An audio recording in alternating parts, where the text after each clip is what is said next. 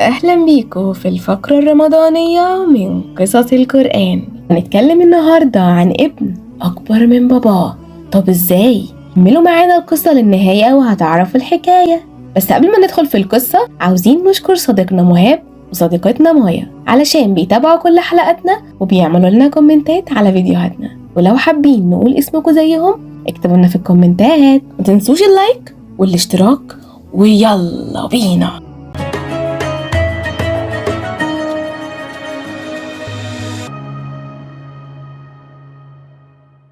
قبل اي حاجة عايزاكم تبقى عارفين معلومتين، ان اليهود نزل عليهم من عند ربنا التوراة زي القرآن كده عندنا، وحاجة اسمها التابوت. خليكم مكملين كده معايا للاخر وهقول لكم الكلام ده معناه ايه، بس باختصار وعشان تكونوا مجمعين معايا. التابوت ده عبارة عن ألواح نزلت او اعطيت لسيدنا موسى. هنتكلم النهاردة عن سيدنا العزير، وده كان شخص صالح وحكيم وقلبه رحيم. في يوم الجو كان حر، ومش حر عادي، حر شديد جدا، وسيدنا العزير كان عنده جنينة. الجنينة دي كان زارع فيها أشجار، بس كان في مشكلة ان الجنينة دي بعيدة جدا جدا عن بيته وطريقها صعب جدا. وعلشان تبقوا متخيلين معايا، وهو رايح بيقابل في سكته مقابر في النص كده، بس هو كان مستعد يمشي الطريق ده كله في الحر ده علشان يشرب الشجر والزرع بتاعه. كان حاسس ان اكيد الشجر عطشان والتربة بتاعتهم ناشفة في الجو الحر ده. فخرج سيدنا العزير وركب حماره واخد معاه سلتين فاضيين. طيب خرج مثلا على الساعة كام كده سيدنا العزير؟ خرج في اول النهار،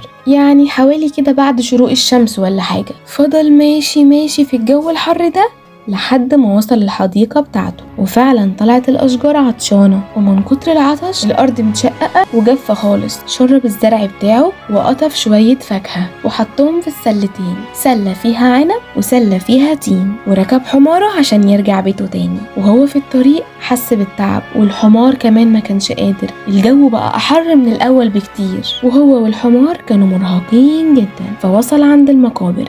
هي ما كانتش مقابر بالمعنى اللي في دماغكم، يعني هي كانت بواقي مدينة أو قرية اتدمروا. طب ما تيجي أحكي لكم الحكاية دي. بيقولك كان في ملك زمان اسمه بختنصر أو بنوخذ نصر، والملك ده كان واحد من 4 ملوك عرفوا يحكموا الكرة الأرضية. متخيل قوته؟ والأربعة دول كان في 2 منهم مؤمنين، وهو سيدنا سليمان وسيدنا ذو القرنين، وال2 التانيين كانوا كافرين، بختنصر والنمرود. واحنا بقى يخصنا مين في الحلقة دي؟ بختنصر. فهو بقى كان ملك لبلاد بابل في العراق، بس قبل ما يبقى ملك كان قائد جيش كبير جدا متكون من 100,000 مقاتل، وكان العالم كله عارف بشراسة وقوة بختنصر. المهم اتحرك بجيشه لدمشق والشام، وطبعا الدمشقيين وصل لهم الكلام ده. دمشق دي اللي هي سوريا يعني. فالدمشقيين خافوا منه وطلبوا الصلح، مش عايزين حرب يعني، وعطوله فلوس كتير جدا وذهب ومجوهرات وكنوز، كل حاجة غالية وليها قيمة عندهم. فبختنصر وافق بالصلح وساب دمشق وراح على بيت المقدس، ودي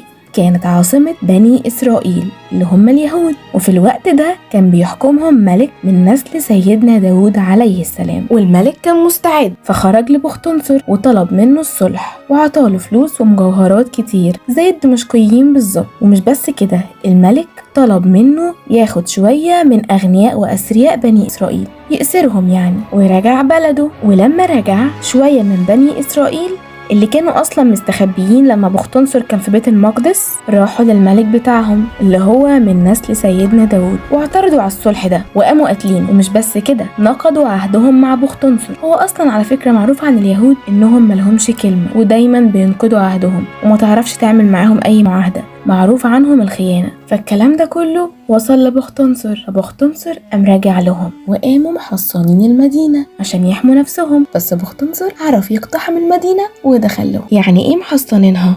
محصنينها يعني انهم يقفلوا البوابات بتاعة المدينة، يوقفوا جيوشهم عشان يستعدوا لأي حرب. بختنصر لما دخل المدينة قتل كتير جدا من بني إسرائيل ودمر لهم المدينة على الآخر، وحرق لهم التوراة كمان وأي نسخة موجودة منها. ما تبقى لهمش أي حاجة عن التوراة غير اللي هم حافظينه عنها بس. وده على فكرة كان من ضمن ابتلاءات ربنا، وأخد النساء والأطفال يشتغلوا عبيد عند أهل بابل في العراق اللي هو أصلا الملك بتاعهم. تفتكروا كده أخد كام طفل؟ 90,000 طفل. متخيل الرقم؟ وكان من بين الأطفال دي سيدنا العزير. ولما وصل بابل وزع الفلوس والأموال والأطفال والنساء أهل بابل لحد ما اتملت البلد كلها بالخير والفلوس، مبقاش في حد فقير خالص. وعلى فكرة بقى بيني وبينكم كده، بني إسرائيل مش أول مرة يقتلوا نبي، كان ليهم تاريخ غير مشرف مع الأنبياء وتعذيبهم وقتلهم. فيقال إن بختنصر ده من ضمن الابتلاءات والعقاب اللي ربنا بعتها لهم عشان يأدبهم شوية، خصوصا إن يا ريتها جت على قتل وتعذيب الأنبياء بس، دول بدأوا يفسدوا في الأرض. نرجع بقى لقصتنا تاني، اوعوا تكونوا سرحتوا مني. احنا وصلنا لحد ما سيدنا العزير تعب هو وحماره، فاستنى لحد ما وصل عند المقابر او المدينة القديمة، ونزل من على ظهر الحمار وقال انزل اشوف الحتة ظل وارتاح كده شوية واكل لقمتين انا والحمار. المهم شاف له حتة ظل ومدد رجله وسند ظهره، وقام طلع طبق كان معاه وحط فيه شوية عيش ناشف وعصر عليهم عنب وسابهم عشان العيش يطرى يعني ويعرف ياكله. وفضل بقى يتأمل في المدينة القديمة الفاضية دي، كل حاجة ساكتة وصامتة وميتة، وحتى البيوت الموجودة في المكان أكترها واقعة ومتكسرة، حتى الأشجار شكلها ميت من العطش ومصفرة كده ما فيهاش أي حياة، وهياكل عظمية مرمية في كل حتة متبقية من الناس اللي كانوا في المدينة. فحس سيدنا العزير بقسوة الموت وقال في نفسه كده ياه، ازاي بجد ربنا يقدر يحيي الناس دول كده بعد موتهم ويرجع المدينة دي حية في يوم من الأيام زي ما كانت. ولسه ما كملش الكلمة أم ميت، ربنا بعت له ملك الموت عليه السلام يقبض روحه، والحمار فضل مكانه ما اتحركش. فكر سيدنا العزير نايم، وبعد ما الوقت عدى وسيدنا العزير لسه مكانه، الحمار حاول يفك نفسه، كان جعان يا حرام، بس للأسف معرفش يفك نفسه ومات من الجوع، وفضل هو والحمار في الوضع ده. ربنا قبض روحه لمدة 100 سنة، أيوة 100 سنة. فأهل القرية اللي سيدنا عزير كان عايش فيها استغيبوه وخرجوا يدوروا عليه، لدرجة إن هم راحوا له الحديقة بتاعته وبرضه ما لقوهوش. قعدوا يعملوا كده أيام وأسابيع لحد ما يأسوا وفقدوا الأمل. مرت السنين ونسي الناس سيدنا العزير ما عدا 2، ابنه الصغير وست كانت بتشتغل خادمة عند سيدنا العزير في البيت، كان بيعطف عليها. وقبل ما ملك الموت يقبض روح سيدنا العزير، الست دي كان عندها 20 سنة. ركزوا في الحتة دي كويس. بعد ما 100 سنة عدت، ربنا أمر ملك الموت يرجع لسيدنا العزير روحه تاني ويوريه ويعرفه ازاي ربنا بيحيي الموتى. صحى سيدنا العزير من نومه وبص حواليه، لقى المقابر، فافتكر ان هو كان راجع من حديقته وارتاح هنا شوية. ولما بص حواليه كانت الشمس بدأت تغرب، فقال في نفسه ياه، انا نمت كتير قوي، نمت من الظهر لحد المغرب. لما ملك الموت احياه سأله سؤال، قال له كم لبست؟ قصده يعني نايم بقالك قد ايه؟ سيدنا العزير قال له لبست يوما او بعض يوم، نمت يوم كامل او نص يوم كده. فقال له ملك الموت بل لبست 100 عام، يعني انت ميت بقالك 100 سنة. مش انت كنت عايز تعرف اجابة سؤالك ان ازاي ربنا بيحيي الموتى؟ انا بقى ربنا بعتني اوريك بعينيك، فانظر الى طعامك وشرابك. فسيدنا العزير بص عليهم، لقى العنب والتين والعيش زي ما هم. فسيدنا العزير بينه وبين نفسه كده ما كانش مصدق الملك، اصل الاكل زي ما هو قدام عينه اهو، بس هو ما اتكلمش. بس ملك الموت حس ان سيدنا العزير مش مصدقه، فقال له بص كده على حمارك. فسيدنا العزير بص عليه، لقى حماره اتحلل خالص وبقى عباره عن عظم وتراب. الملك قال له عاوز بقى تشوف ازاي ربنا بيحيي الموتى؟ فنادى الملك عظام الحمار بدأت كلها تتجمع من كل ناحية لحد ما كونت هيكل عظمي. بعدين العروق بدأت تتكون والأعصاب، وبعدين بدأ اللحم يكسي العظم. كل ده وسيدنا العزير واقف مبهور ومذهول، شاف معجزة إحياء الموتى قدام عينيه.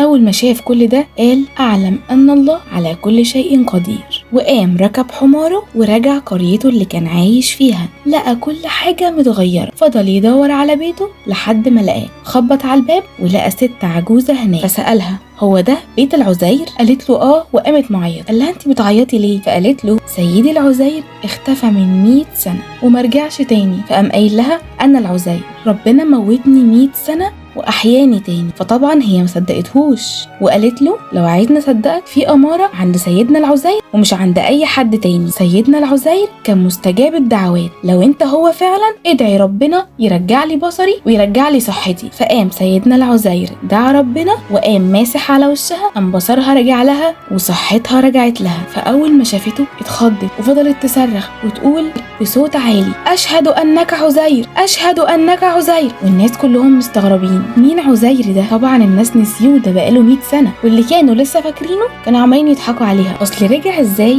وهو بقاله 100 سنة مختفي؟ فالناس اتجمعوا حواليها وقعدوا يسألوها مين عزير ده؟ فقالت لهم أنا كنت عامية ومش بقدر أمشي وعزير رجع لي بصري. من ضمن الناس اللي اتجمعوا حوالين الست دي كان ابن سيدنا عزير، واللي طبعا ما كانش مصدق، اصل هو شايف قدامه راجل في الاربعينات كده من عمره، ازاي ده ابويا وانا شكلي عجوز اكتر منه واكبر منه؟ فقام قايل لهم العزير كان عنده شامة بين كتافه، شامة يعني حسنة. فقام سيدنا العزير ورالهم الشامة. ومن ضمن الحاجات اللي كانت معروفة عن سيدنا العزير برضو ان هو حافظ التوراة. فسألوه لو كان لسه حافظ التوراة، فسمع لهم الآيات، فصدقوا ان هو سيدنا العزير، وتأكدوا اكتر ان كلامه صح لما طلع لهم نسخة التوراة بتاعة والده اللي كان شايلها ومحدش يعرف مكانها خالص، وده سر ما كانش حد يعرفه غير سيدنا العزير وابن سيدنا العزير. فبدأ سيدنا العزير يعلمهم التوراة ويفكرهم باللي كانوا ناسيين، لأن طبعا لما بختنصر حرق التوراة الناس بدأت تحرف فيها. يحرفوا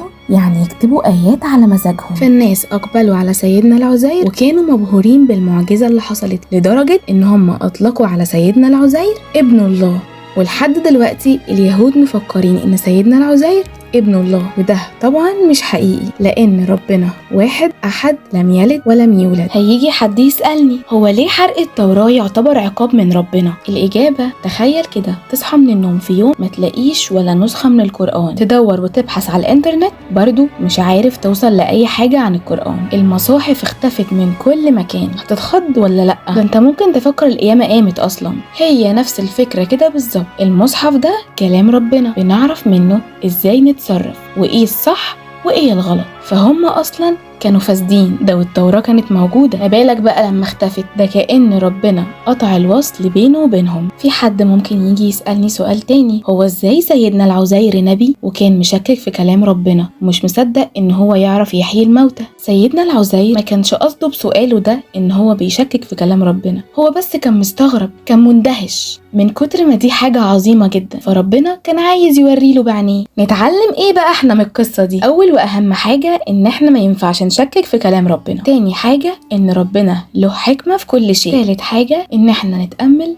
في مخلوقات ربنا ونسبح ربنا على كل قدراته ومخلوقاته. رابع حاجة ان احنا نرحم المخلوقات اللي حوالينا حتى لو كان الزرع او الشجر زي سيدنا العزير كده. وانتوا بقى اتعلمتوا ايه؟ اكتبوا لنا في الكومنتات. سلام.